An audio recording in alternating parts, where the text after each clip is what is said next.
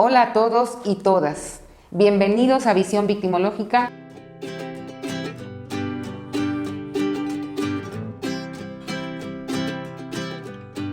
Soy Rosalía Rodríguez Vega y en esta emisión hablaremos de una cartilla de identificación como una propuesta preventiva. Vamos a hablar de evidencias que posiblemente la sociedad o ustedes, público, pueden tener en casa y pueda servir de alguna forma más práctica para identificar a una víctima de delito. Cuento ahorita con un personal experto. Maravilloso. Esta emisión va a ser interesante para ustedes porque todavía no se ha registrado una cartilla de identificación como tal, pero las aportaciones de estos expertos nos van a ayudar para mejorar, inclusive para aprender, inclusive desde nuestra casa, a guardar evidencias humanas como el pelo, los dientes y a lo mejor el cordón umbilical y algunas gotitas de sangre para tenerlas almacenadas en casa y nos sirva a nosotros para identificar a alguno de nuestros familiares. No queremos, ¿verdad?, que esto suceda, pero como va en la actualidad, como va evolucionando el delito, tenemos que empezar a educarnos, como familia, y esto sería algo muy interesante. Bueno, voy a empezar a presentar nuestro panel, nuestros invitados expertos, y vamos a empezar con el doctor Alfonso Luna Vázquez, que él tiene una maestría en Ciencias Penales con la especialidad de Criminalística por parte del Instituto Nacional de las Ciencias Penales. Él es químico, farmacobiólogo de la Facultad de Química por parte de la Universidad Nacional Autónoma de México. Fue jefe de laboratorio en química forense, hoy Fiscalía General de la Ciudad de México. Fue director del Departamento de Biología Molecular y Especialidades Criminalísticas, hoy Fiscalía General de la República. Actualmente está dedicado a la academia relacionada a la asignatura en Química Orgánica y Genética Forense en la Facultad de Estudios Profesionales Campus Zaragoza de la Universidad Nacional Autónoma de México. Es perito de identificación humana a través de la genética forense por más de 28 años. Tenemos también a la doctora Fabiola Guadalupe Gutiérrez Sánchez. Ella es maestra en odontología legal y forense por la Universidad Estadual de Campinos en Sao Paulo, Brasil. Licenciada en odontología por parte de la Universidad Nacional Autónoma de México. Tiene actualizaciones en materia de la identificación humana. Ella es profesora en materia de identificación humana y ha sido y es perito en identificación con una experiencia de más de 23 años. Contamos también con el doctor Guadalupe Castillo Medina.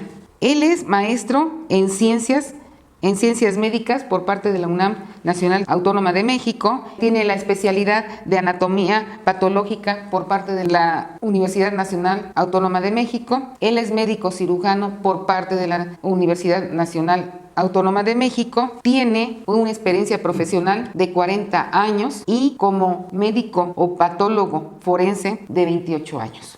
Bienvenidos a esta mesa.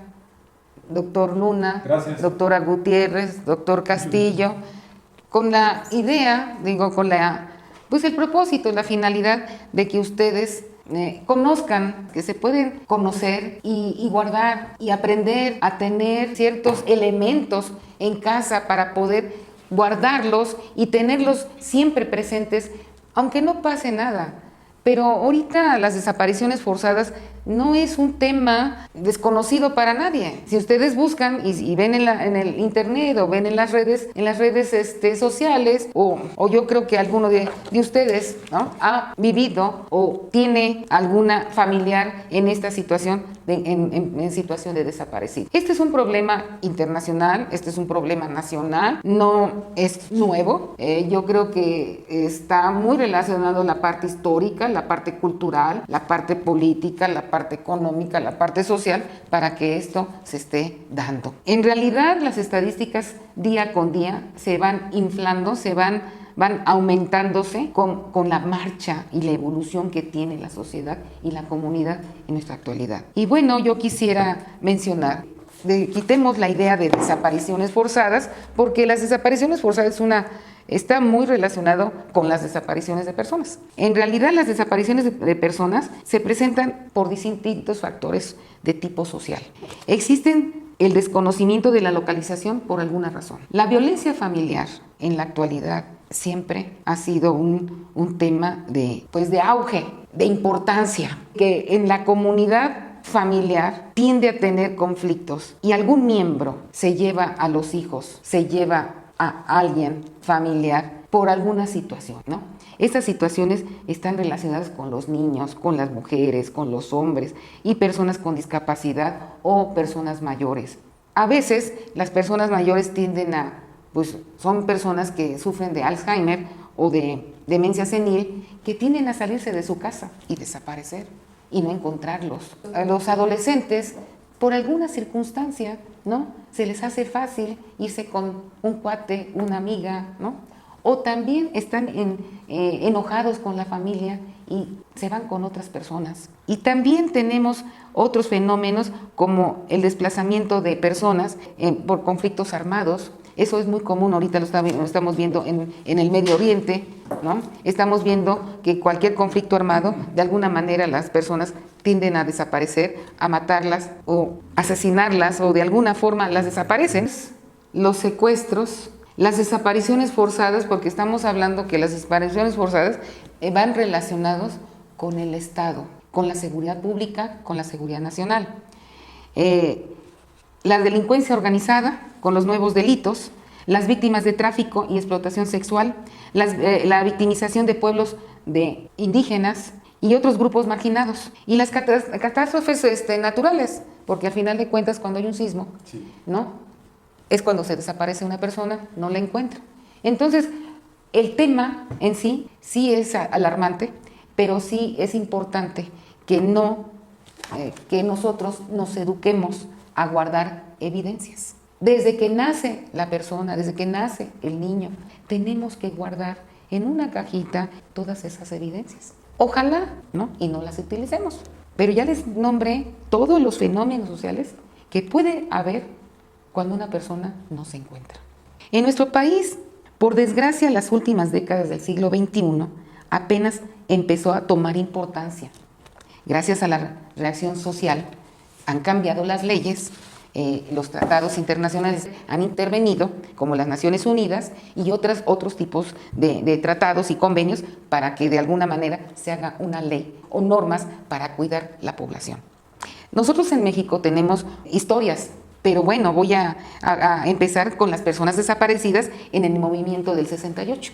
Todo el mundo habló, de hecho existe literatura propiamente de la noche de Tlatelolco, en donde se habla que aquellos jóvenes que encontraron en Tlatelolco se los llevaron y los desaparecieron. Y familias buscando, nunca encontraron el cuerpo del joven estudiante. También existen los feminicidios de la ciudad de Ciudad Juárez y Muertas de Juárez, estado de Chihuahua, en el año de 1993, que hasta el 2012 el aumento de asesinatos a mujeres aumentó a 700 personas. Las personas desaparecidas de Iguala, que eso sucedió en este siglo, en el 2014, en el estado de Guerrero, en donde hasta la fecha tratar de encontrar y fortalecer y aclarar este evento, que al final de cuentas no se ha podido resolver. Tenemos a los niños desaparecidos. Y bueno, las estadísticas anuales reportan en el Registro Nacional de Datos de Personas Extraviadas y Desaparecidas van de manera ascendente. Significa que el problema sí es serio. Voy a hablarles de las últimas estadísticas, porque yo creo que día a día un niño, una niña, un adolescente, una persona mayor, una persona con discapacidad o otra persona está desapareciendo. Según la cifra por el subsecretario de Derechos Humanos, Alejandro Encinas, 73,200 personas están sin localizar desde 1964, aunque la gran mayoría es posterior a 2006. En el año en que el presidente Felipe Calderón declaró la guerra contra el narcotráfico. Entonces, se puede considerar que en este momento, en esta época y en este tiempo, hubo muchas, ¿no?, bajas de personas. Entre enero y junio de 2019 se registraron 3.679 desaparecidos, mientras que para el mismo periodo 2020 se reportaron 2.332 desaparecidos. Para el subsecretario de Derechos Humanos, pues él decía que bajó. Yo les voy a decir que no debe haber desapariciones, ¿no? No es la alegría de que baja una estadística o el susto de que sube. Simplemente en este país no debe desaparecer nadie. Según este registro, entre 1964 y junio de este año se reportó la desaparición de 177,844 personas, de la cual 104,643 fueron encontradas y 73,201 siguen sin ser halladas. Nos vamos con los niños desaparecidos. Eso es de más preocupación. Yo les estoy diciendo que día a día un niño desaparece. Yo ya no les puedo hablar de que 3 de cada 10 niños, no. Yo creo que diario, si ustedes revisan las estadísticas, un niño está desapareciendo, una niña está desapareciendo. Revisen las redes sociales y van a ver, y lo vamos a ver en Facebook, lo vamos a ver en Instagram, en Twitter, en todas aquellas plataformas que nos están dando información. Un niño, una niña, un adolescente desaparece. Mientras que del 2020 se ha reportado que hay desaparecidos 1.970 niñas y niños y adolescentes, 532 casos siguen sin ser localizados. De estos niños, el 64,2% son mujeres. Significa que 1.265 niñas o mujeres no las han encontrado. Y el 35,8%, que viene siendo el 705, son hombres. En las entidades de mayor, ahora vamos a hablar, si quieren, localidad, está reportado el Estado de México con 571 niños. Jalisco está en segundo lugar con 311 niños. La Ciudad de México es la que pues está en tercer lugar, pero también son muchos, 308 niños. Morelos está en cuarto lugar con 110 y Durango actualmente tiene 65 niños. Y van más, porque yo creo que yo les estoy nombrando los 5 estados principales, pero en todos los estados se está dando esto. Es uno de los fenómenos que nos está pegando duro a nuestro país y que no hay solución. Pero yo creo que también la forma que debemos empezar es desde casa. Vamos a empezar con nuestra mesa de expertos y primero vamos a conocer a la doctora Fabiola Gutiérrez Sánchez, quien nos va a dar su experiencia en base a la identificación humana, que ella es una experta en esto. Y me gustaría, doctora, que empiece usted, que nos dé sus aportaciones, sus experiencias, sus investigaciones profesionales en base y qué nos recomendaría, ¿no? Aparte de lo que usted hace, ¿qué nos puede recomendar para que el público que nos está viendo guarde? Muchas gracias, Rosy. Es un gusto, un placer recibir la invitación de tu parte para tu canal de Visión Victimológica. Muchas gracias también a quien asisten. Y lo que yo voy a hablar es la odontología forense dentro de la identificación. Como mencionaste, ya llevo algunos años en esta materia de identificación humana y la identificación abarca varios rubros dentro de la biología. La biología, porque estamos hablando de una persona, es un ente totalmente biológico con estructuras diferentes que conforman el cuerpo. Por lo tanto, todas las áreas de la biología están abocadas a dar identidad para cada persona. Como mencionaste, el problema de la desaparición de personas actualmente es muy grave, infelizmente ha crecido mucho en estos últimos tiempos. Siempre se ha visto, pero ahora se ha agudizado un poco más. Y la idea inicial de crear una cartilla de identidad que se hizo para infantes hace unos años fue pues una idea que veíamos como muy buena propuesta. Se llevó a cabo y pensábamos que pues ya era una base sólida para controlar esto de la desaparición de personas.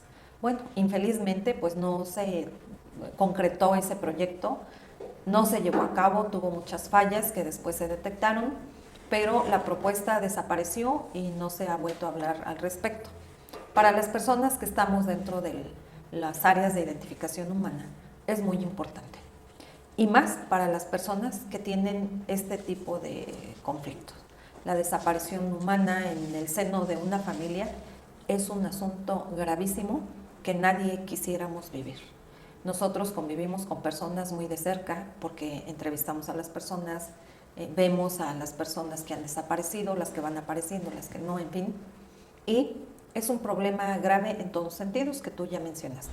Bien, en cuanto a recomendaciones, yo sería pues de la idea de que se hiciera una cartilla de identidad y no solamente para los niños, sino para todas las personas del país. ¿De qué manera? Pues tenemos muchos elementos. Mi especial es la odontología, sin embargo, sí se tienen, los doctores nos van a hablar también, tenemos muchas estructuras que nos dan identidad y hoy todas las ciencias forenses nos abocamos a que con cualquier elemento se pueda identificar un cuerpo. Dentro de la odontología tenemos que los dientes son de las partes más duras y más resistentes en el cuerpo. Resisten muchas cosas y por eso son elementos muy importantes en la identificación.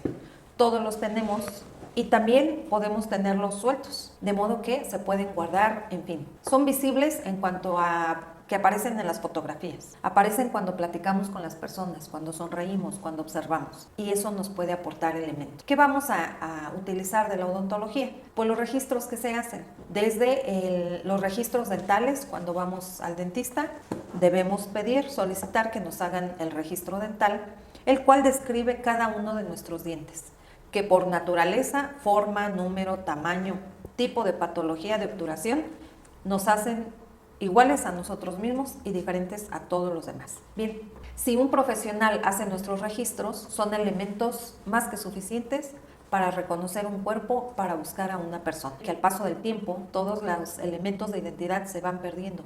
El cuerpo se descompone, sufre alteraciones, uno crece, envejece, etc. Y hay cambio en las características de nosotros. Pero bueno, hay elementos que de siempre nos pueden dar identidad. Los dientes, a partir de la dentición permanente, van a permanecer pues iguales durante nuestra vida. Tienen una constante de desgaste de patologías, pero que sin embargo sus registros son muy útiles. Después de los diagramas podemos tener la fotografía. La fotografía tanto profesional como la fotografía común que conocemos en las reuniones, sonriendo, a carcajadas o con sonrisa, donde mostramos los dientes, son evidencias muy útiles para búsqueda de personas. Bien, generalmente solicitamos a las personas que buscan a alguien fotos de varios aspectos en diferente momento de su vida porque tienen elementos dentales que a nosotros nos ayudan. Y claro, encontrar un familiar es muy importante. Tenemos otras características en boca, como el paladar, los labios, que son útiles. De modo que aquella cartita que enviamos al novio, al proyecto de vida, la cual ponemos un beso, sirve. Los chicos juegan mucho en la escuela a hacer servilletas, a dedicarse besos, ¿no? En las hojas, en los cuadernos. No, es muy común. ¿Qué crees? Eso sirve Ajá. mucho para identidad, búsqueda de personas. Tenemos otros elementos como la radiografía.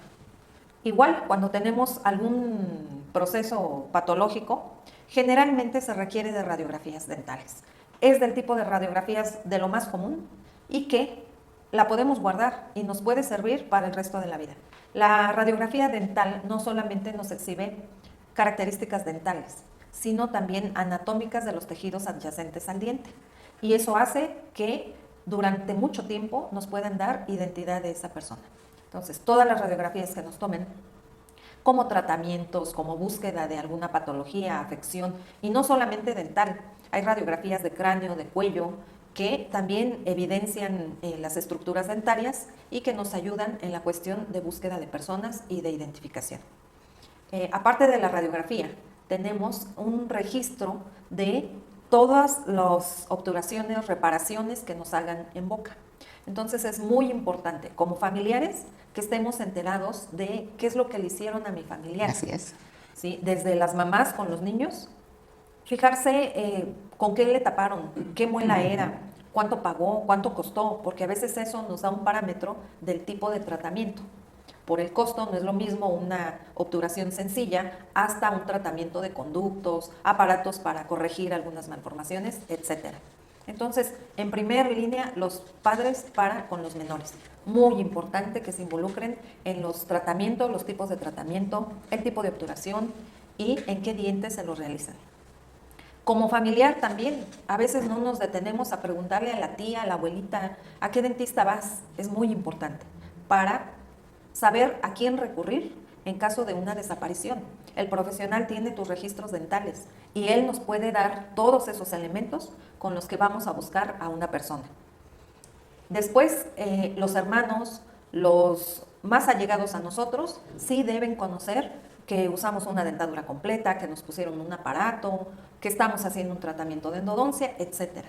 Todos esos son elementos útiles en cuestión de identificación. Y que cuando se extravía a alguien, lo primero que le van a solicitar, entre otras cosas, van a ser características de sus dientes, registros de sus dientes, fotografías, radiografías, cartitas de amor. Solo requerimos el beso, no lo demás. Así que esas partes del beso, guárdenlo muy bien. Las fotografías. Entonces, sí hay personas que no les gusta ser fotografiadas, sin embargo, para identificación es necesario. Entonces, mantengamos todo ese material y que se da a veces en las convivencias día a día, las reuniones, los festejos, en fin. Y sobre todo los chicos, ¿no? Que ahora para todo andan en la selfie y tomándose sus fotos. Todo eso nos sirve para identificación. Ya más profundamente, a veces cuando acudimos al dentista nos hace un registro con modelos de estudio. Son moldes que nos toman para hacer réplica de nuestros dientes en las que se trabajan prótesis, algunos aparatos. Y eso es importante que guardemos. Entonces, cuando vayamos al dentista, pidamos esos modelos, esas fotografías, esas radiografías, el diente que nos extrajeron. Es muy importante. A veces ya no queremos saber de él, porque un diente duele hasta el alma. Y realmente no lo sabemos, ¿eh? No lo sabemos. Porque vamos de dentista a dentista, este no me gustó, este fue caro, este no me supo hacer la, ¿cómo se llama? La anestesia, me quitó, me dejó un pedazo, me lastimó, pero realmente no creo que, es muy difícil guardar eso, ¿eh? Claro, entonces en cada recorrer de dentista, pide tus registros, tus modelos, tus radiografías, lo que se tenga. Pídelos. Y pide guardarlos, una copia, además. pide una fotografía y guárdala. En odontología es importante. Y los dientes que se extraigan, sobre todo los de los niños, lo más común y lo que generalmente quien ha sido padre hace, guardar los dientes, guárdenlos. En la vida sirven. Contiene material biológico que es solamente nuestro y que nos va a dar identidad en cualquier momento de nuestra vida. Entonces, bueno, esos son los elementos que recomendaríamos que se guardaran o se contara con ellos, sobre todo en la búsqueda de personas. Me gustaría comentarte, resaltar que los profesionales dedicados a esta actividad están siendo actualizados. Hoy han surgido no solo la ley, sino instituciones que se abocan a la búsqueda de personas y que pues hay muchos expertos manejando esta información que en un momento dado pueden también apoyar y ser de consulta para las personas que lo requieran. Mira, Fabi, me gustaría hacer una nota. Cuando yo estudié la maestría, tuve un buen maestro de criminalista y nos pidió que buscáramos películas propiamente de esto. A mí me interesó una película muy interesante. Por eso creo que pienso que el diente, las muelas, la cavidad, es importante. En la época de la Segunda Guerra Mundial se hizo había especialistas que les hicieron a sus soldados, ¿no? A sus soldados, ¿no? El guardar, el sacarles fotos, lo que estás diciendo, y además les tomaron, ¿no? Radiografías de todas sus cavidades y las conservaron. Y las utilizaron en su momento cuando estas personas desaparecieron. Así es. Entonces a mí me pareció una película, no fue película, fue un documental, que me pareció muy importante. Por eso tengo la idea de la cartilla. Y por eso la comenté con ustedes. Porque yo creo que aquí deben intervenir no nomás la familia, sino el Estado mismo, de tener esas placas. Así es. ¿Cómo obtener las placas? Eso no entra dentro de mi capacidad para organizar esta parte, pero sí sería interesante que el Estado tomara partido, ¿no? de obligar o pedir a cada familia, ¿no? esas placas, ¿no? Pues o esas fotografías para que se tuvieran siempre en cuanto a esto, ¿no? Porque pues ahorita tenemos el problema de los 43 desaparecidos y es la hora que no no se encuentran, ¿no? Y a lo mejor sí están, porque no, yo no puedo considerar que los hayan desaparecido, quemado y desaparecido. Una persona no desaparece tan fácilmente, ¿no? Yo creo que, y además carbonizar un cuerpo yo creo que no sea tan fácil, ¿no? No sea tan fácil, pero debe haber elementos que se puedan tener y a través de esas placas comparativas decir, este es tu hijo, este es tu tío, este es tú. Pero fue un documental interesante que Pues se así hizo es. en la Segunda Guerra Mundial, donde, ¿no?, diferentes países, Estados Unidos es uno de los aliados, otros países que fueron aliados, antes de mandar a los soldados a la guerra, les sacaban placas dentales. Claro. Y eso fue un punto de comparación para encontrar a sus muertos. Pues mira, ahí en este punto has encontrado la razón de existir de la odontología forense. La historia nos relata muchos casos de personajes que se han identificado a través de la odontología, siendo mismo Adolfo Hitler, príncipes que a la hora de combatir desaparecían, morían, eran sepultados, pero después eran reclamados. Y grandes eventos como el Bazar de la Caridad en París, donde muere mucha gente y con datos odontológicos se identifican a personas con ya de características complicadas, ¿no? Quemadas, calcinadas, en fin. Y así es como evoluciona la odontología forense a través de estos registros, de estos casos. Claro que el Estado ha tomado en este sentido, por eso te mencionaba que se está actualizando al personal profesional que ejercemos. Sí, se tiene un proyecto de un Banco Nacional de Datos. Perfecto. La ley ya contempla los registros dentales como una actividad obligatoria de todo cirujano dentista a partir de 1998. Fue publicado en el Diario Oficial Pero de no la nomás es el Federación. dentista, también debe ser Así es. la persona, familia, Para que se responsable haga el de hijos, registro. ¿no? Sí. Y en lo didáctico también siempre les menciono, ¿no? Ustedes como pacientes exíjanlo, sépanlo y exíjanlo.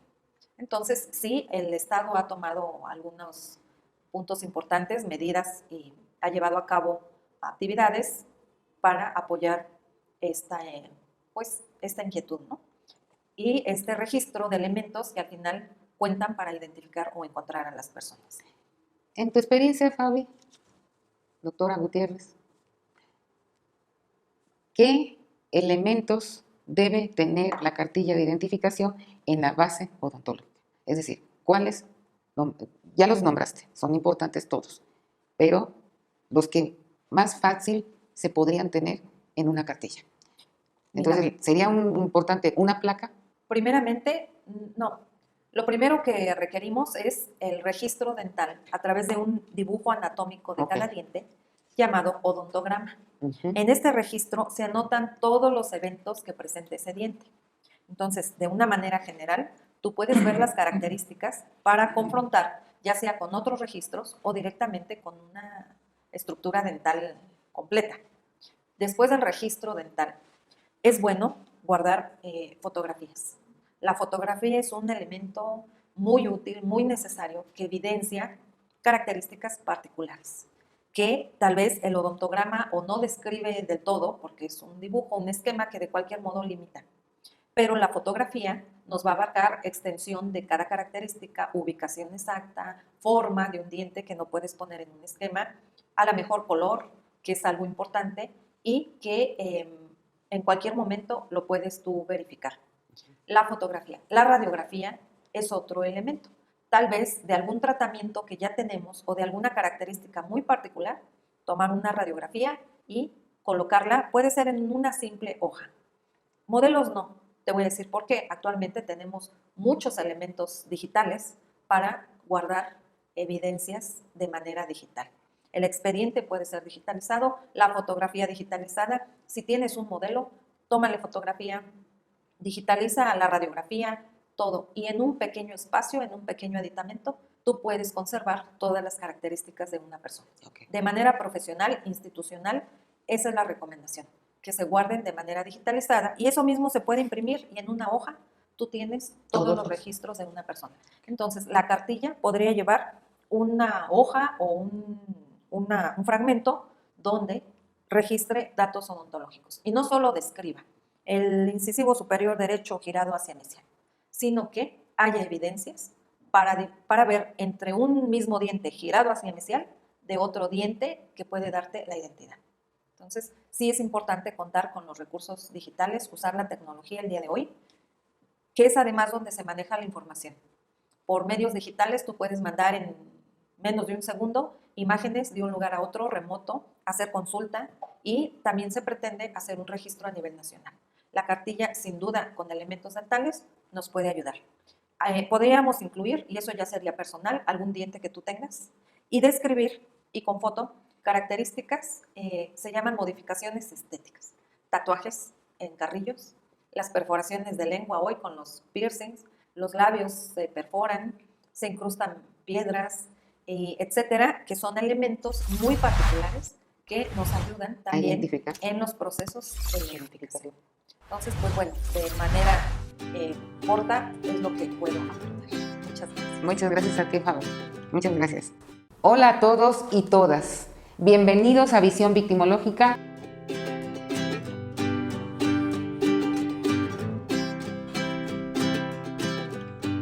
Soy Rosalía Rodríguez Vega y en esta emisión hablaremos de una cartilla de identificación como una propuesta preventiva. Doctor Alfonso Luna Vázquez, muchas gracias de estar con nosotros y también de alguna forma hacerle ahorita la invitación de que nos aporte todas sus experiencias profesionales, que serían grato y más de conocer de genética forense, ¿no? Muchas gracias. ¿Cuál sería, verdad, la aportación de la genética en una cartilla de identificación? Claro, muchas gracias por la invitación y buenas tardes. A mí me deja frío los datos que mencionó sobre las desapariciones que hay. Y imagínense, desde el tiempo en las cuales tenemos y que, pues igual que yo, quisiera saber qué ha sido de esas personas desaparecidas, ¿verdad? Y es interesante porque, pues vea, igual como lo mencionó la doctora Fabi, es un familiar, desaparece y uno no está tranquilo. No está tranquilo. Le cambia la vida. Totalmente, totalmente. Y entonces uno se pregunta, ¿y dónde estará? ¿Y dónde estará? Porque es el caso, y lo podría mencionar, de un sobrino de parte de mi esposa. Está desaparecido, tiene 5 años y no sabemos nada de él. Y es el hecho de ¿dónde estará? ¿Dónde estará? ¿Qué habrá sido de él? Y muchas veces son enojos de la familia, son molestias, se pelea la familia, se llevan a los hijos, se llevan ¿no? O se sale de la casa y no quiere volver a regresar. Y en el camino va encontrando situaciones en donde aleja más a la familia, lo aleja más a la familia si intenta regresar. Así es. Y oye, aquí no podemos hablar, son tantas las distintas formas en cuando una persona se aleja de la familia. Sí, cambia. Cambia, ¿no? Sí. Y realmente yo pienso que todos, nosotros, y lo dice la victimología no ve género. La victimología dice que el ser humano tiene, ¿no?, la predisposición de ser víctima en cualquier momento. Claro. Y que el agresor, el victimario, el delincuente es quien lo elige en base a las características vulnerables. Puede ser niño, niña, adolescente, persona mayor, con discapacidad, el ser una mujer, el ser un hombre. Aquí la victimología no tiene un menú muy amplio para poder, ¿no?, escoger a la persona y desaparecer. Y por muchos factores. No necesariamente tiene que ser, ¿verdad?, como en conflicto armado o como estamos pensando en que el Estado nos va a quitar, nos lo desaparece, ¿no? Las cosas se van acomodando en la sociedad o en la familia para que una persona desaparezca. Sí. Y habría que investigar perfectamente, ¿no?, por qué esta persona se alejó de la familia. Así es. Sí. Y es muy interesante este trabajo que está haciendo, doctora, en este marco de lo que es visión victimológica, porque la víctima, como ya lo señaló, no tiene edad, no tiene género, no tiene condición, no. Lo desaparece. Tenemos que saber dónde está. Y claro, dentro de las aportaciones que hay, está dentro de la genética, ya también como mencionó la doctora Fabiola, sobre el aspecto de la odontología, la cual también es muy importante, todos esos aspectos y características que marca para poder tener ahí un indicio con el cual voy a identificar a una víctima. Y en el caso forense, pues hay víctimas fallecidas, como también puede haber víctimas que han desaparecido y están vivas, que se van, como ya lo señaló, que sí ha sido un fenómeno también en el cual vi a lo largo de toda mi experiencia como genetista forense, en el cual sí había ese tipo de aspecto, ¿no? Una familia desintegrada se va, desaparece. ¿Y qué se hace de él? Ahora peor el caso de una víctima fallecida, la cual pues hay que identificar y que podríamos intentarlo hacer a la hora, 2 horas, un día, un mes, un año, 5 años. Todos esos son factores que afectan para poder identificar. Entonces, dentro de lo que es la genética forense, tiene esas ventajas de poder identificar a través del tiempo, a través de los estudios de los perfiles genéticos que tiene la genética forense, puede utilizarlo, ya que se marca dentro de lo que son las leyes de Mendel.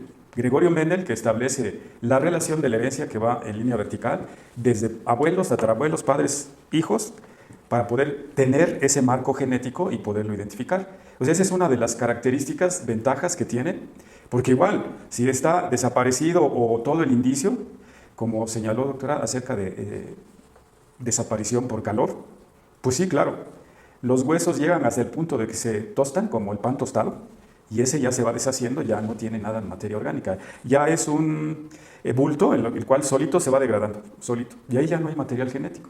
Digo, tiene ventajas, tiene desventajas, claro, como en todo. Entonces, todo este aspecto que cae dentro de la ciencia que se llama criminalística, en donde la criminalística se estableció más bien desde hace más de 200 años, el fundamento del cual es un sistema de identificación, tanto el que ya comentó la doctora, ahora en este caso, que es la genética, que marca dentro del aspecto en el cual hay intercambio de indicios. Entonces, una vez conociendo eso de la criminalística, que fue más o menos en la etapa de Gregorio Mendel, cuando él hace todo este tipo de aspectos fundamentales de la herencia, también en Alemania existe un científico el cual crea lo que es la criminalística, entonces ya también tiene, ahí van los dos, y Darwin igual, todos eran de esa época, pero no se conocían, cada uno trabajaba por su lado. Entonces, tomando eso, tanto la criminalística que tiene un fundamento, ¿sí?, que hay un intercambio en las desapariciones forzadas con violencia, hay un intercambio, tanto en el lugar donde fue el hecho, ¿sí?, que la víctima se lleva del victimario, el victimario se lleva de la víctima, y ahí podemos recabar todo ese tipo de indicios de tipo biológico que la genética puede estudiar. Entonces, la herencia, como ya dije, viene desde los abuelos, pasa a los hijos y así se va hasta la descendencia que haya genéticamente, en donde pues los hijos van a ser igual a los padres genéticamente, tienen una información genética y esa va a pasar de padres a hijos y así va, y así ha sido desde que el hombre está sobre la tierra. Claro, van a decir, pues yo no los veo iguales, y claro que no somos iguales, porque ahí viene el concepto de la evolución, que hemos evolucionado. Estamos sentados en este panel trabajando de ciencia, porque hace 400 años, pues claro, ¿verdad? No había este aspecto de la ciencia, en cambio ahora ya lo hay. O sea, a eso me refiero de la evolución, en la cual vamos tomando todo lo que ha habido en la historia para poder aterrizar dentro de este marco de la ciencia. Entonces, hay indicios biológicos, como son manchas de sangre, manchas de saliva, manchas de semen, cabellos, pelos, tejido, dientes, piel, híjole, todo. Cordón umbilical, Todo. y todo el aspecto que, digo, vamos a tomarlo también sobre ese tejido en el cual se puede tomar y poderlo guardar, porque todos estos en mancha se pueden guardar. No hace falta tener los medios muy caros, por decirlo así. No necesito un ultracongelador. No, los puedo poner a secar en un lugar limpio, porque tampoco necesita un lugar estéril, ¿sí? Dado que este indicio lo levanté en un lugar que es desde la alcantarilla, en la basura, donde vaya a desaparecer ese cadáver que se quiere desaparecer, ahí va a estar. Entonces, ese indicio, lo único que hago es ponerlo a secar, ¿sí?, y lo guardo en un sobre de papel, porque ustedes saben que comúnmente se dice que transpira la materia, ¿no? Transpira un tejido. Pero si lo pongo a secar y lo guardo en un sobre de papel, ¿sí?, ahí lo puedo conservar mucho tiempo. Es el caso de las momias, que ese tejido deshidratado, claro, hay que hacerle un proceso de rehidratación y poderlo trabajar. Lo mismo sucede con todo esto. Todo este tipo de indicios biológicos del lugar de los hechos, los puedo levantar, llevarlos al laboratorio y obtener un perfil genético. Y ese perfil genético me va a ayudar para tener información sobre el origen de la persona genéticamente, el familiar de esta persona genéticamente.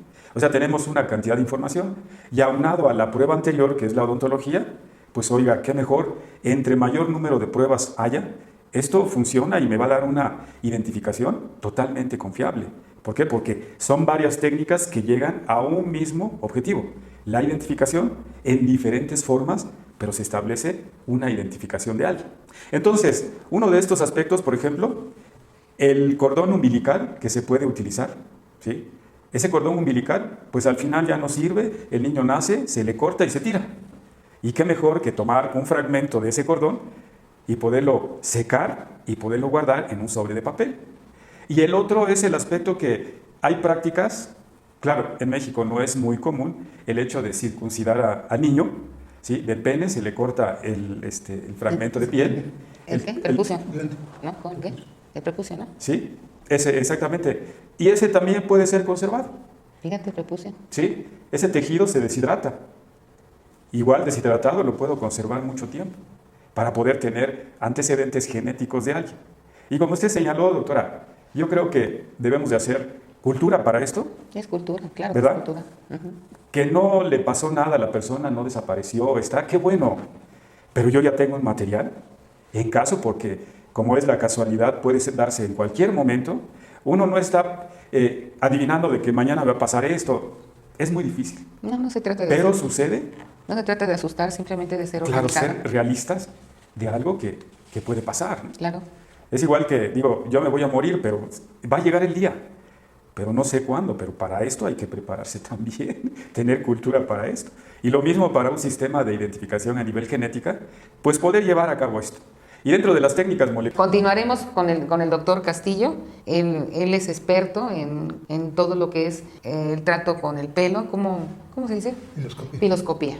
Pues agradezco que me haya invitado, doctora, a esta mesa en su canal de visión victimológica. Y estoy de acuerdo con los compañeros que me han precedido, la doctora Fabiola y el doctor Alfonso Luna, en cuestión de que a la sociedad también debe participar en las investigaciones forenses. Es decir, la sociedad debe comprometerse a aplicar una cultura de identificación, debe acoplar, porque eso ayudaría mucho a resolver una infinidad de casos que se presentan en la vida del criminalista y pues en la acción de la justicia para la identificación de los múltiples cadáveres que se han encontrado y que no se han podido identificar. Ya el doctor Alfonso Luna había mencionado que existen muchas formas de preservar los tejidos. Les diré que el mejor fijador que existe, y lo mencionó el doctor, es la desecación. Un tejido seco se mantiene por años y siglos en buenas condiciones para obtener material genético, para obtener tejidos biológicos útiles para la identificación. Ahora bien, yo les quiero proponer, además, ya lo había dicho el doctor Luna, que había que aportar una evidencia como es el pelo. El pelo, manteniéndose en un sobre seco, se puede preservar durante muchos años, siglos y quizás hasta milenios. Entonces, hay que saberlo preservar y la preservación es sencilla, seco, desecado. Si se deja secar un tejido, se va a preservar por mucho tiempo. El pelo es muy fácil de mantenerlo seco y va a obtener material sensible a la identificación. Bien, entonces la sugerencia es guardar material biológico. Mi propuesta específica es guardar pelo, porque pues eso me he dedicado a identificar pelo. Con el pelo se desarrollan una serie de técnicas de identificación útiles y que nos dan muy buenos resultados, que identifican a la persona en múltiples facetas. Para empezar, puede dejar en el pelo sus rastros raciales. Podemos inferir a qué raza correspondería esa persona dueña de un elemento piloso, un pelo. Nos puede decir si era de hombre o de mujer, aunque existen técnicas más sensibles para determinarlo, pero también se puede determinar por técnicas morfológicas. Se puede identificar la actividad en la que actuaba esa persona, cuál era su ocupación. Se puede decir qué tratamientos se hacía en el pelo, cómo fue obtenido ese pelo también. Puede haber sido obtenido por arrancamiento, para eso tenemos unas señales que nos va a dejar el pelo al ser arrancado, o puede caerse espontáneamente, ya que mucha gente al peinarnos quedan pelos atorados en el cepillo, o en el sitio donde nos encontramos quedan asentados algunos pelos y podemos identificarlos fácilmente teniendo esa muestra encontrada en un lugar de hallazgo y la muestra de la persona testigo. Al hacerse la comparación podemos decir a quién corresponde ese pelo. Bien, también se puede identificar el uso de drogas, el uso de colorantes para el pelo, algunos tratamientos estéticos y bueno, infinidad de hallazgos que nos puede ir dando a lo largo del estudio del pelo. Y si eso no fuera poco, cuando el pelo está en condiciones adecuadas, se puede obtener material genético a partir de un pelo en fase anágena. Cuando este pelo es arrancado desde su raíz, deja un fragmento de raíz, y ese fragmento de raíz nos va a decir, va a poder descifrar un código genético, y de lo cual se ocupa el doctor Alfonso Luna en obtener ese material genético a partir del material obtenido de un elemento piloso o de varios elementos pilosos. Bien, es sencillo tener una muestra de pelos. Para obtener pelos hay que mostrarlos de diferentes áreas de la cabeza, tanto de la región frontal, regiones parietales, temporales y occipital. Obteniendo un grupo de pelos de cada región, podemos tener un muestreo adecuado de esos pelos. Se recomiendan tener más o menos 10 pelos por área, pero los que se puedan obtener son útiles, sobre todo pelos arrancados desde su raíz. Estos pelos se pueden almacenar fácilmente en un sobre, preferentemente blanco, en donde se puede ver claramente el pelo, y este pelo mantenerse durante mucho tiempo en condiciones de sequedad y poderlo estudiar en cualquier momento que se requiera. Claro, aquí hay que identificarlo adecuadamente, tener un sobre con una leyenda en el que nos diga el nombre de la dueña de la persona, la zona en que se obtuvo ese pelo, la fecha y la región anatómica. Entonces, de esta manera tenemos de una manera segura un material sensible para poderlo identificar. Este pelo nosotros lo podemos analizar en el laboratorio montándolo en un portaobjetos de vidrio y observarlo con resina y con objetos y haciendo observaciones en el microscopio de luz transmitida. Se pueden utilizar muchas técnicas microscópicas, pero la más útil para el estudio del pelo es la técnica de microscopía de luz transmitida. Y vamos a observar que los pelos tienen múltiples formas, desde el pelo muy oscuro, que contiene abundantes gránulos de melanina, o los que tienen escasos gránulos de melanina, algunos que fueron teñidos de colorados, algunos que tienen canal medular, otros que no que tienen. Los elementos más útiles para la identificación es la corteza, la cutícula, el canal medular. Varios estudios han demostrado que la naturaleza nos da una cantidad específica de gránulos de melanina distribuidos específicamente en la corteza del pelo, de tal manera que eso nos lleva a una identificación morfológica de ese pelo de un individuo que tenemos una muestra testigo con una muestra problema que podemos identificar. Aparte de eso, podemos saber alguna traumatología de este pelo, si fueron arrancados, cortados, si el corte fue reciente, tardío. Entonces, los pelos, parece que no existen dos pelos iguales, por lo menos en nuestro medio, donde el pelo es muy colorido, ya que sufrimos un mestizaje en el que le damos mucho pigmento de melanina que da un color muy característico al pelo, y eso nos ayuda a identificar específicamente el pelo. Básicamente, entre varios, tenemos un tamizaje de 26 criterios de identificación. Uno de los más importantes es el color del pelo que dan los gránulos de melanina. Doctor, no sé si es, ¿cómo le podría decir? Si puedo preguntarle algo con respecto a esto, que dijo que son 26 criterios básicos. Criterios básicos que debe tener un pelo, porque dijo que es individual, ¿no? Y yo lo estoy viendo matemáticamente que sí. Es como 26 a la 26, una combinación enorme. 26 criterios elevado a la 26. Entonces, podemos decir que es bien fácil la identificación. Por la cantidad de regiones. Entonces, regiones y criterios, porque si yo combino el café con ese que está la médula partida, ya son 2 criterios. Ahora, si lo voy mezclando con las bolsas de aire que tiene, es otro criterio y ya se identifica, ya lo hace muy individual. ¿Sí? Estos gránulos que se presentan forman líneas, a veces están dispersos como en esa, son gránulos individuales de melanina. Aquí se agrupan y hacen masas o líneas. Sí. O a veces puebla densamente la corteza del pelo. Así es. Claro, una vez teñido, desaparecen todos los gránulos y podemos comparar aquí en esta misma área un pelo sin teñir y un pelo decolorado. Ese es nomás el criterio de la melanina, pero también es un canal medular que se presenta en diferentes formaciones. Claro. Podemos aquí decir que está ausente, aquí fragmentado, aquí más o menos continuo o discontinuo, que no se ve, que tiene una cutícula muy gruesa, sí, que tiene una corteza densamente poblada de melanocitos. En fin, esos son los varios criterios de identificación del pelo. Porque lo estaba comparando con los perfiles genéticos, que es lo mismo. O sea, los pares de bases que tiene el ADN son 3.000 millones de pares de bases. Sería 4 a la 3.000 millones. Rebasa totalmente lo que es el número de la población mundial, que actualmente son más de 7.000 millones. Para 3.000 millones, pues la verdad que es lo mismo que me surgió la idea de que combinar todos los criterios, pues es que sí es algo valioso el identificarlo con un pelo. Volvemos a caer porque hay que identificar pelo animal, pelo humano. Sí, Y luego los tipos de animales, más bien los animales que hay. Y ahora se utiliza el pelo estético, es decir, ya ven que ahora las muchachas, los modelos se ponen pelos estéticos, ¿no? Extensiones, pero no es pelo, es estético. Ajá, sí. Es estético, es decir, sintético, le dicen sintético. El cabello se lo van poniendo, se ponen sus pedacitos de cabellos para que se vean bien monas. Y no es pelo natural. Esto me recuerda porque vi un noticiero donde pasaron ahí que dos estrellas de cine se despeinaron. Dice, ay, a mí me dejó pelona, porque me quitó todo. Todas las extensiones se las quitaron. Pero sí, en la mayoría de esas extensiones son estéticas. Sí.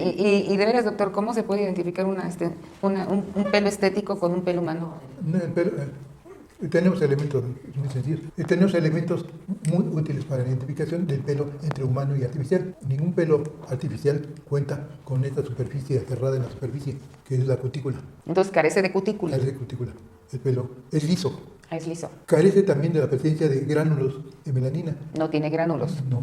Tiene espacios aireados que se ven oscuros, pero nunca. Su morfología es bastante lisa. Carece también de canal medular. Entonces es fácilmente identificable un pelo humano a un artificial. Muchas gracias. Y ese podríamos decir es un solo criterio, ¿no? Sí, son pocos los criterios, pero son muy contundentes. Sí. Entonces, también con el pelo animal es también muy fácilmente identificable porque el patrón de ubicación de las células cuticulares es un patrón indicado en el humano. En cambio, en los animales son muy variables la formación en coronales, espinosas y un sinnúmero de formas hasta tener dejado que identifica diferentes especies animales. Entonces, también es muy fácil identificar entre un pelo animal y un humano, claro, en manos expertas. De igual forma también, ¿no? Las fibras. Las fibras también se pueden identificar, aunque se parezca mucho, pero la rigidez, la fibra de vidrio es muy rígida, muy cristalina. Existen técnicas con luz polarizada que da una refringencia a ese material que no lo tiene el pelo humano. Pues también no tiene cutícula, no tiene canal medular, en fin, es muy liso esa estructura y la ruptura es cristalina o muy ruda en sus cortes. A diferencia del humano, se puede deshilachar, se puede cortar longitudinalmente y siempre se va a ver restos de las fibras que lo componen. Entonces, la identificación entre humano y animal es sencillo, entre fibras vegetales, textiles también es sencillo hacerlo. Claro, se tiene que tener cierto nivel de práctica. Bien, también encontramos que puede haber alteraciones en la forma de arrancarlo. Hay quienes con una piedra les dan en la cabeza y encontramos rupturas del pelo por una piedra, un cuchillo, un corte en un accidente automovilístico. Vemos que el corte... ¿Y un balazo? Sí, lo hemos visto en balazos también. En balazos. Se ve la quemadura del pelo. ¿Se quedan pegados? Se quedan adheridos. A veces en la misma arma se quedan pegados. Gente que se trata de suicidarse queda pegada en el arma, el pelo. Y pues la quemadura se extingue. Para menor de 100 grados deja un tipo de lesiones, mayores de 300 grados de temperatura, pues deja otro tipo de lesión al pelo. Bien, pues es por parte de la traumatología del pelo. También hay alteraciones genéticas del pelo. Entonces podemos predecir que existe una enfermedad en el pelo. Si encontramos una alteración que se denomina pili torti, podemos decir que esa persona tiene deficiencia en la absorción de cobre y que además esa alteración genética viene acompañada de otras alteraciones neurológicas, como un cerebelo bastante poco desarrollado, y podemos decir que si un niño o persona muere antes de los 5 años de edad.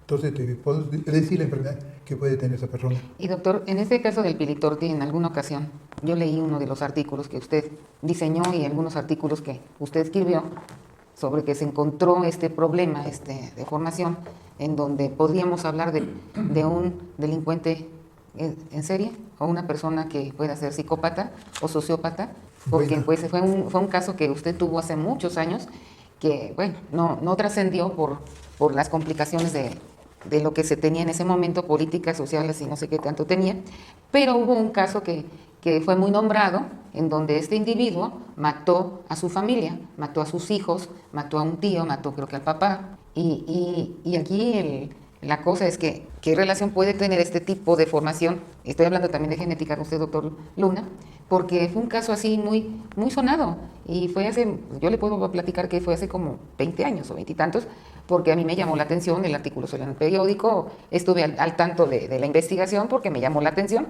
Y en este caso, pues el hombre parecía un psicópata, parecía ¿no? En donde no tenía sentimientos el hombre, porque a la hora de identificar, ¿no? Al cuerpo de su hijo, que fue lo que impactó en los investigadores, fue que le dijo al hijo, ay, qué madriza te puso, ¿no? O te pusieron. Pero sin ninguna, ¿no? Sin ningún, ¿cómo les diré? Se alcanzaba a ver los sentimientos del hombre, ¿no? Si soy papá, mi hijo me despedazo, ¿no? En ese momento me despedazo, me desmayo, lo agarro, no sé. Pero este señor no se le veía ni un sentimiento, nada con relación a eso. Por eso es una de las cosas que fue, ¿no? Realmente detenido, fue algo que llamó la atención a los investigadores, más principalmente a los psicólogos, ¿no? Psiquiatras, porque no tenía una empatía con su propio hijo. Entonces, este individuo, el doctor Castillo, en uno de los artículos que hizo en los dictámenes, lo manejó como Pili Torte. Y es uno de los casos más, fue sonado en su momento, fue comparado y fue encontrado de una manera extraordinaria, ¿no? Que inclusive lo mandaron usted hizo el comentario que lo habían mandado a Texas para hacer ese estudio y esos comparativos, que verdaderamente podría tener una relación con la actitud y el comportamiento del individuo. ¿Un pelo? A ver, doctor, usted es de la genética. Sí, hay algunos estudios que revelan que las personas que contienen más cromosomas Y en su código genético podrían tener cierta presencia o predilección a ser violentos. ¿Sí he escuchado de eso, doctor? No, porque como ese es un estudio de la conducta, esto viene por parte de la criminología. Y tú habría que determinar precisamente este hecho. Porque yo veo a veces que tiene este tipo de conductas por algún problema muy atrás. Por ejemplo, carencia de sentimientos, algún resentimiento. Bueno, no, el tema de hoy no es la psicopatía, ¿no? Pero sí es muy, muy sabido por criminólogos, como psicólogos, psicología criminal, que la psicopatía, ¿no? Tiene una relación, ¿no? No genética, sino desde el nacimiento, ¿no? Y está muy relacionado con el nacimiento, ellos ya nacen así, y que la parte social se vincula, ¿no? Se vincula también, ayuda a que estas personas se puedan, ¿no? Desarrollar ante un delito, ¿no? Porque hay psicópatas, sí hay psicópatas en nuestra sociedad. Esto ya es sabido por el doctor Harkar, que sí hay, pero a veces ¿no? Contribuyen la sociedad para que esto se desencadene.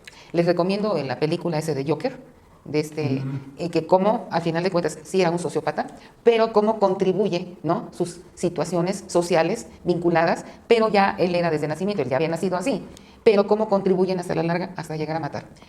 La pregunta es para el doctor Castillo, esa deformación que usted encontró en aquella época, ¿podría tener relación con un caso así? Recientemente porque esta persona sí, en aquella época, yo estudié el caso, yo estuve muy atenta a todo, en aquella época sí había más, la prensa informaba más, y entonces el hombre, al ver a sus hijos, no hubo empatía, fueron sus familiares, y sí los reconoció, pero no tuvo la empatía para sentir la muerte de sus hijos, ¿no? Entonces, en trabajos. Bueno, sí. ¿Sí? Entonces, lo tiene uno que canalizar hacia otro tipo de estudios, claro, y que le comenten si es que tiene alguna relación. Sí. Este caso fue muy sonado, claro, porque en las cintas el hijo arrancó, se defendió y obtuvo pelo, ¿no? Y le pegaron en las cintas. Y de esas cintas se obtuvo el material. Y hubo puntos de comparación para ser Pili Torte. Bueno, ese es el término que el doctor Castillo lo tiene.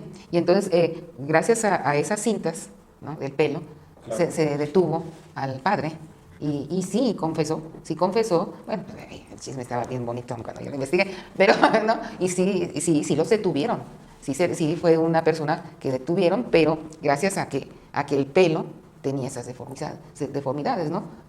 La deformación que él tenía. Aunque no fue predominantemente la alteración, sino fue el otro conjunto de criterios que nos llevaron a pensar que el pelo pertenecía al victimario, pues. Pero no fue precisamente la alteración, sino fue otras características. Ok, sí, gracias. Pues con esto quiero ahondar más en de que una cartilla de identificación sería una aportación útil de la sociedad a las ciencias forenses para ayudar a esclarecer muchos casos que están ahí por ahí perdidos y que no tenemos elementos con qué sustentarlos. Muchas gracias, doctor. Entonces, concluimos que una cartilla de identificación puede ser una propuesta de preventiva. Puede ayudar al público, a las personas, a las familias, a la sociedad, a la comunidad, para poder hacer una recabación de evidencias que pudieran guardar por mucho tiempo. Así es. Yo creo que es posible, es un punto al que podemos llegar en esta mesa y decir que es útil que la sociedad se apoye a sí misma con la emisión de una cartilla, con elementos biológicos de identificación. Ok. Entonces, yo creo que todos coinciden con lo mismo, ¿verdad?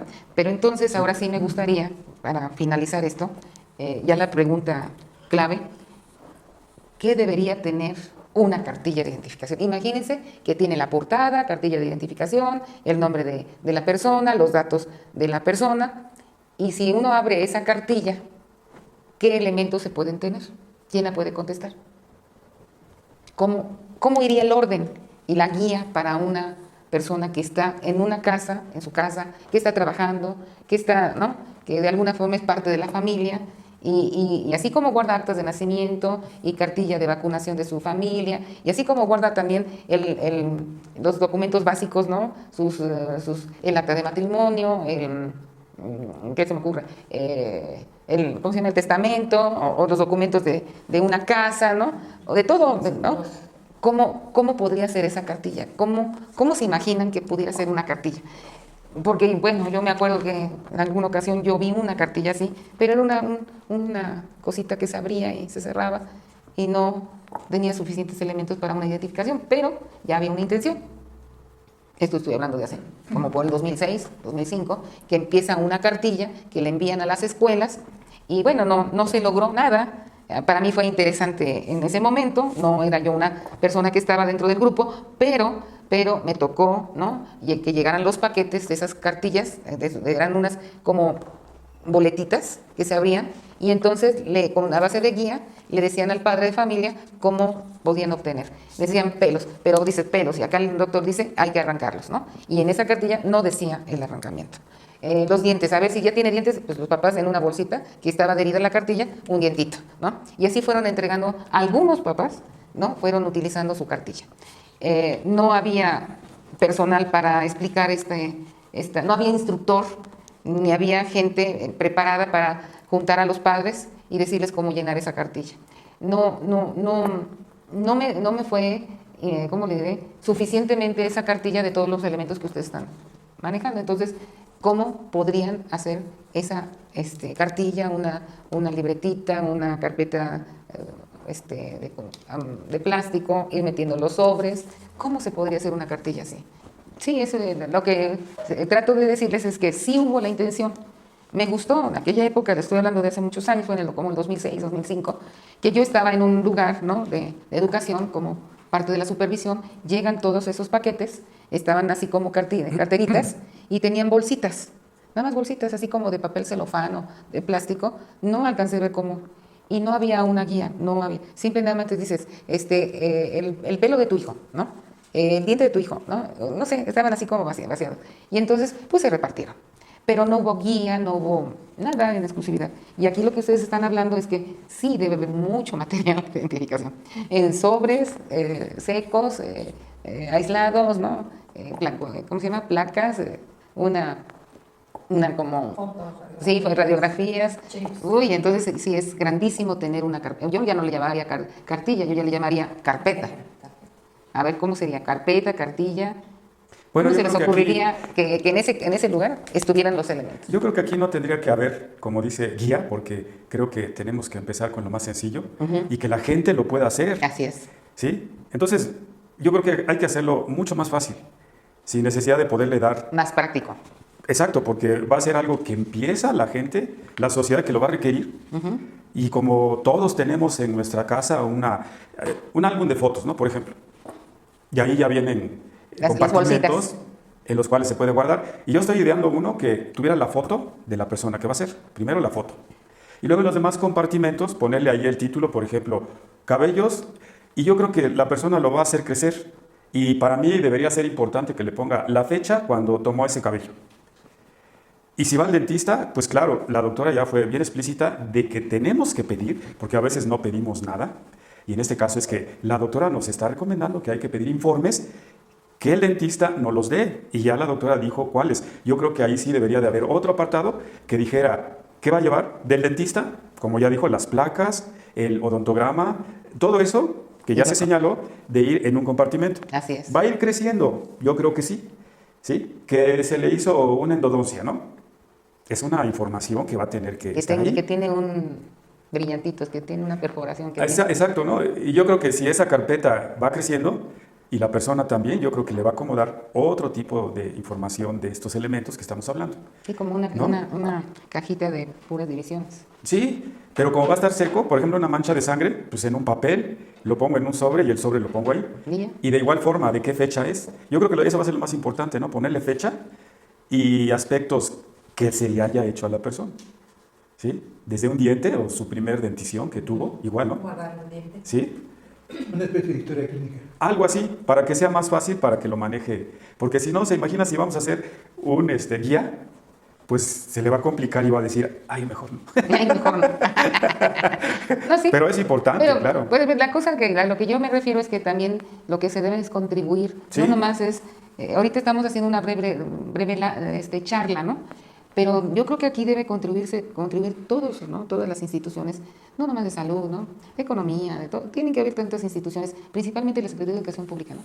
Porque es la que tiene la base de educar, ¿no? Educar, ¿no? Entonces, pienso que de qué forma, ¿no? Se puede ir manejando, creando cultura de prevenir, ¿no? De la prevención. Y esto es una mesa para mí que se me hace interesante, importante, que han aportado bastantes cosas que desconocía yo, pero sí es importante que la gente esté educada, ¿no? Que esté informada. No, está bien, me gustó, es una cajita, simplemente cajita con sobres. Y fechas. Y fechas. Fechas. ¿No? Y a ti, doctora Fabiana Gutiérrez. Ya. Pues en cuestión de la cartilla, que sería lo idóneo y lo que ahorita proponemos, y si me permites soñar, porque Bueno, dicen que de los sueños surgen claro. los proyectos. Claro que sí. Entonces, yo soñaría con una autoridad que comenzara con la cultura, en las escuelas, con los niños, con la población. Así es. Así como anunciamos un refresco, una marca X. O las campañas. Podríamos hacer Sí. campaña para... Campañas electorales. Aquí hay carpetas de identificación, solicítala, se va a repartir, en las escuelas se les va a mostrar cómo se usa. Creo que la escuela es una buena cuna para toda la sociedad, porque los padres van a las escuelas de los niños, los jóvenes, etcétera, y entonces ir fomentando el uso. Con el antecedente que teníamos, pues había padres que decían, no, ¿por qué voy a dar sus datos? O ahora el gobierno quiere tener mis datos. Es un documento que cada uno va a guardar como una fotografía. Así es. Y que tal vez se llamara a expertos que pudieran hacer un diseño donde guardar desde los elementos básicos, físicos que necesitamos, cabello, diente, el ombligo, etcétera, la sangre, hasta fotografías. Entonces también se me ocurre un sobre para una memoria, un chip que contenga la información ya fotografiada o en algún tipo tecnológico y que estuviera completa. Y el explicar, así como ahorita esta charla en una escuela, enseñar lo que son los sistemas de identificación, mencionándolos, para que conociéramos más qué elementos nos sirven y que como el álbum de fotos, cada quien pudiera guardar. Hasta los mismos niños, ¿no? Sí. Los mismos niños Los mismos irían niños guardando elementos. Son increíbles los niños, porque hay un juego ese del diente, ¿no? Te doy una moneda, va a venir el ratón de los dientes, ¿no? Y te van a dar, ¿no? Sí. Hasta los mismos niños participan. Yo creo que educar a los niños es fantástico. Ellos forzarían inclusive a los papás, mira, se me cayó un dientito, mira, me duele el dientito, pero me han dicho en la escuela que me tienen que sacar la placa y el doctor me tiene que dar esto, ¿no? Claro. Yo creo que a eso me refiero que es educación. Yo creo que por ahí debemos partir. De un pueblo tiene que estar educado, ¿no? Claro. Y sí, estoy de acuerdo contigo, Fabi, sí. Estoy de acuerdo con una cajita, con sobres. Estoy de acuerdo. Y de manera económica, ¿no? Y de manera Porque económica. todo lo que contiene la cajita lo tengo yo. Así es. No voy a comprar nada, Así no es. voy a conseguir nada. Así es. Todo lo tengo Tiene yo. sobres, es papel, mío. Tengo folders, sobres. cajitas de simples de zapatos, punto, ¿no? Así es, Ya. la sangre es mía, el pelo es mío, la foto es mía. Hoy los jóvenes, yo creo que casi cualquier hogar hay medios fotográficos, No, pues y sí muy tienen- buenos medios. Ahora tienen alta definición las cámaras de los teléfonos celulares, Así es. donde pueden tomar fotos. Y hoy los jóvenes lo hacen, ¿no? Toman fotos de los tatuajes, de sus piercings, de X cosa. Así y es. esos son elementos muy útiles para identificación. Así es. Entonces soñaría con eso, soñaría que hubiera incluso alguna empresa que por iniciativa uno pueda ir y, oiga, ármeme mi archivo. Y que ahí te tomen el pelo, te tomen tu registro de dientes, te tomen fotos de manera simple. Lo que a ti se te puede hacer complicado, un experto pueda hacértelo e incluso generar algún tipo de empleo. Te repito que la información se guardará particularmente, cada quien tendría su cajita de identidad y pues sería muy general. Espero que este sueño inicie puede. aquí con tu propuesta Claro. de cartilla y que pensemos en casa que todos podríamos hacerlo. Así es. Gracias, Fabi. Y doctor Castillo. Pues los elementos biológicos se pueden preservar fácilmente. Y yo creo que todo el mundo podemos tener un sobrecito, una bolsita de plástico, en donde guardemos, así como guardamos una medallita, una recuerdo, una fotografía, guardemos un elemento biológico seco que no va a perjudicar al sobre, si no se va a mantener en buenas condiciones. Si hay que fijarlo rápidamente, el alcohol es un buen fijador. Entonces, todo el mundo sabe lo que es el alcohol y lo tenemos en casa. Lo mojamos en el alcohol unos 24 horas, lo sacamos, lo dejamos secar y esto lo guardamos. El pelo no se requiere mayor cosa más que tomar el pelo y ponerlo sobre seco y sellarlo, ponerle sus datos, su fecha, el nombre y todo lo que le quieren poner de ese momento en el que guardan. Y pues haciendo una cajita de recuerdos. Y en esa cajita de recuerdos guardar todos los elementos que puedan ayudar. Y es una cultura que a lo mejor en algún momento puede ser importante para identificarnos si fuese necesario. Muchas gracias, doctor. Bueno, muchas gracias, doctor Luna. Al contrario. Fue un placer estar con usted. Le di mucha lata, pero yo estoy muy contenta con usted. Qué bueno. Y siempre lo he reconocido como un buen doctor. Yo sé que tiene muy buenos antecedentes, ¿no?, personales que me han dado para que se ha invitado en esta mesa. Doctora Gutiérrez, ¿a qué le puedo decir? Muchas gracias. Esto es un sueño, siempre es un sueño. Visión victimológica es un sueño. En realidad se trata de educar al público, porque lo que nos hace falta exactamente en la sociedad es educación. Es educación, realmente. Y doctor Castillo, muchas gracias, porque realmente sí es una eminencia. Sí, doctor, es una gran evidencia en cuanto se trata de lo que es patología. Y sus aportaciones en el pelo son fantásticas. Y creo que sí es importante, lo más simple, guardar un pelo en un sobre. Bueno, querido público, yo estoy contenta con esta mesa. Creo que ustedes pueden tomarla, aprovechar a los especialistas, a los expertos. Quiero que sepan que no son cualquier persona, son expertos en su materia. Y son seleccionados exactamente para la idea, para el propósito de visión victimológica. Una cartilla de identificación como una propuesta preventiva. Esto es cuestión de educación. Tenemos que empezar a cuidarnos. La víctima se tiene que cuidar para evitar que el victimario siga creciendo. Querido público, muchas gracias. Fue un placer recibir a nuestros expertos. Este es un buen tema. Por favor, no se les olvide que todas sus manitas arriba, pero también son importantes sus comentarios, sus críticas, y también muchos de ustedes conocen al doctor Alfonso Luna Vázquez, conocen a la doctora Fabiola Guadalupe Gutiérrez Sánchez y conocen muy bien al doctor Sebastián Guadalupe Castillo Medina. Es un placer estar con ustedes nuevamente. Misa, muchas gracias. Gracias por el compromiso, el apoyo que le están dando a este canal Visión Victimológica. Gracias. Y recuerden, un pueblo educado va a crecer.